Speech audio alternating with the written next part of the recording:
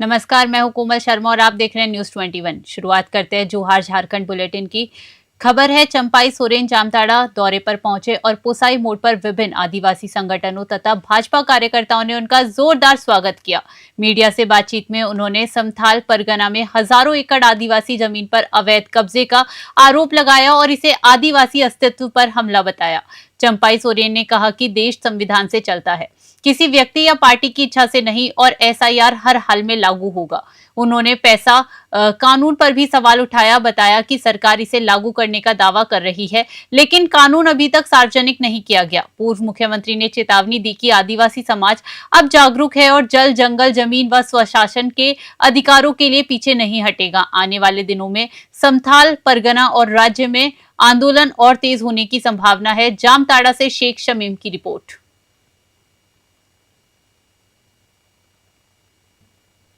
नाला प्रखंड के ग्राम भेड़ो की निवासी उमारानी चक्रवर्ती ने साबित कर दिया कि सरकारी योजनाओं का सही उपयोग जीवन बदल सकता है। झारखंड सरकार की मैया सम्मान योजना के तहत मिली 17 किस्तों की राशि को उन्होंने संजोकर नाला में अपना छोटा व्यवसाय शुरू किया। इस कदम ने उनके लिए आजीविका के साथ आत्मसम्मान और आत्मनिर्भरता भी सुनिश्चित की। जब विधानसभा अध्यक्ष रविंद्रनाथ महतो को इस पहल की जानकारी मिली तो उन्होंने नाला पहुंचकर व्यवसाय का फीता काटकर शुभारंभ किया और उमा रानी का उत्साहवर्धन किया। महतो ने कहा, उमा रानी ने ये दिखा दिया कि सरकारी योजनाओं का सही उपयोग हर कोई महिला अपनी जिंदगी बदल सकती है। उमा रानी की मेहनत और संकल्प की मौके पर मौजूद लोगों ने सराहना की। ये पहल न केवल महिला सशक्तिकरण का उदाहरण है, बल्कि ग्रामीण महिलाओं को आत्मनिर्भर बनाने और प्रेरित करने की दिशा में भी महत्वपूर्ण कदम माना जा रहा है। जामताड़ा से शेख शमीम की रिपोर्ट।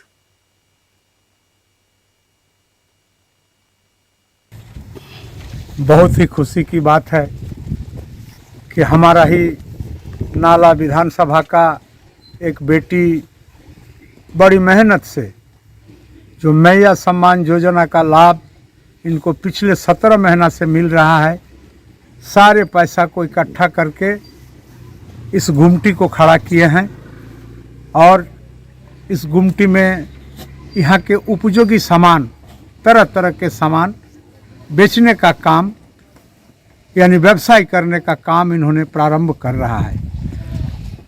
मैं इन्हें धन्यवाद देता हूं और इनके साथ साथ जितने ही माता बहन को जो 18 साल से लेकर के 48 साल उम्र के हैं और जिनको भी मैया सम्मान योजना का लाभ मिल रहा है, उनको इनसे सबक लेना चाहिए, इनसे सीख लेना चाहिए कि हम भी इनके तरह इस पैसा को इकट्ठा करके एक व्यवसाय खड़ा करें।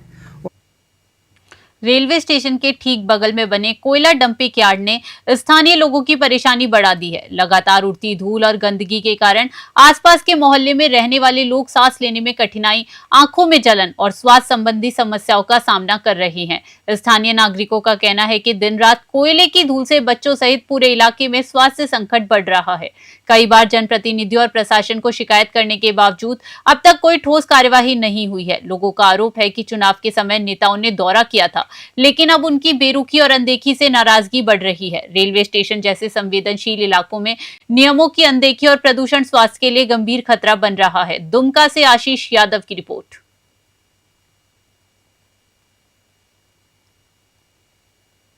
शासन से लेकर जिला प्रशासन सभी से अपनी गुहार लगा रहे हैं और हम लोग माननीय राज्यपाल महोदय से जनवरी में मिलने का समय मिला हुआ है, क्योंकि हम लोगों को राष्ट्रपति महोदय आ रहे हैं, इसीलिए हम लोग को दिसंबर में समय दिए गए थे, लेकिन हम लोग को कैंसिल करके अब हम लोग को बोले हैं कि जनवरी में आप लोग आइए, आप लोग का क्या समस्या है उसका हम लोग समाधान करेंगे, देख लेंगे और जहाँ तक होगा हम लोग निजात निकालेंगे। लेकिन हम लोग यहाँ तक देखें कि यहाँ पे अभी पिछले दिनों सरयू राय जी, देवेंद्र कुंवर जी भी आए, लेकिन उसने कहीं भी अपने बाइट या के माध्यम से या न्यूज़ मीडिया को नहीं बताया कि हमने रेलवे स्टेशन का विजिट किया और यहाँ पे गंदगी पाया या इस तरह का किसी तरह का भी बयान अपने नहीं दिया, और उसने चुपचाप सिर्फ हम लोगों के सामने ही बोले और यहाँ से चले गए। ये बहुत दुख की बात है।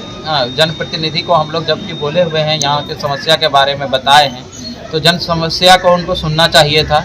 इससे हम लोग को बहुत दुख हुआ है। आने वाले समय में कभी भी अगर ये लोग दुमका जिला में PVUNL द्वारा PVUNL टाउनशिप स्कूल परिसर में 1 सप्ताह तक चलने वाली जेम विंटर वर्कशॉप का सफल आयोजन किया गया।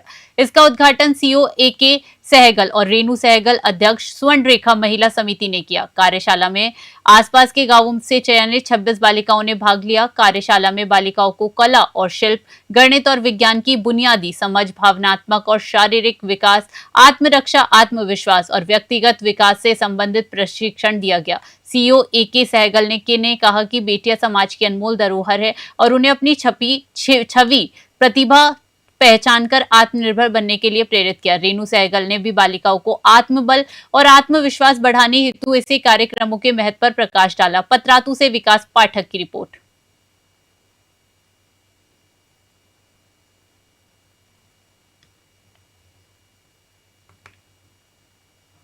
विधानसभा अंतर्गत मिहिजाम नगर में भारत के पूर्व प्रधानमंत्री और भारत रत्न स्वर्गीय अटल बिहारी वाजपेयी की 101वीं जयंती एवं सुशासन दिवस के अवसर पर विधानसभा स्तरीय अटल स्मृति सम्मेलन का आयोजन किया गया। कार्यक्रम की अध्यक्षता भाजपा जिला अध्यक्ष सुमित शरण ने की, जबकि मुख्य वक्ता के रूप में धनबाद के विधायक राज सिन्हा उपस्थित रहे। सम्मेलन में अटल बिहारी वाजपेयी के व्यक्तित्व, कृतित्व और राष्ट्र निर्माण में उनके योगदान पर विस्तार से चर्चा की गई। सुमित शरण ने कहा कि अटल जी केवल भाजपा के नहीं बल्कि पूरे देश के महान नेता थे। राज सिन्हा ने उनके सुशासन, परमाणु परीक्षण, राष्ट्रीय राजमार्गों का निर्माण और भारत पाक युद्ध में नेतृत्व की सराहना की। भाजयुमो प्रदेश महामंत्री मनीष दुबे ने झारखंड को अलग राज्य बनाने में उनके योगदान को याद किया। जामताड़ा से शेख शमीम की रिपोर्ट।